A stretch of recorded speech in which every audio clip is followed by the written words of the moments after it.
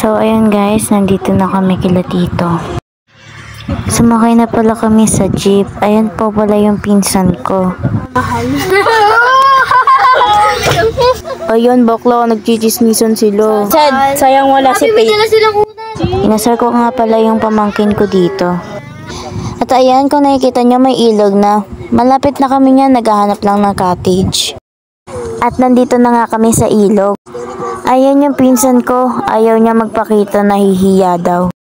At ayan, kanina nakita ko sila nanguhuli ng mga little crabs. Little crabs!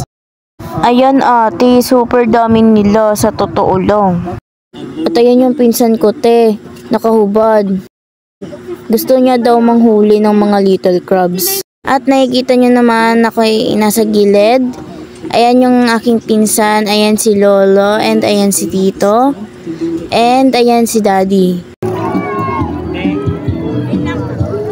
And ayan ng tita ko, na mukhang alak. Joke lang po. Yan si Uncle. Ayan si Ate Yvonne. Kilala nyo naman yan. Kung nakikita nyo, kain lang ako ng kain. Paano ba naman kasi nagutom sa kakalangoy? Sobrang sarap ng pagkain. Diyos ko po, ako'y naparami. Sa sobrang sarap, mapapasabi ka ng, ay, sobrang sarap! Ay, uy! Ay, dito ate ko sa part na ito. Sobrang kulit na nila, promise ate ko. Sa totoo lang. At ayan ako, salbabida pa siya tiyo. Ate, umakit na naman ako dito para kumain. Di ko na kaya ang gutom ate ko. Kaya go. Kain-kain siya dyan. Ayan nga yung food. Tiba-tiba, grabe ate ko.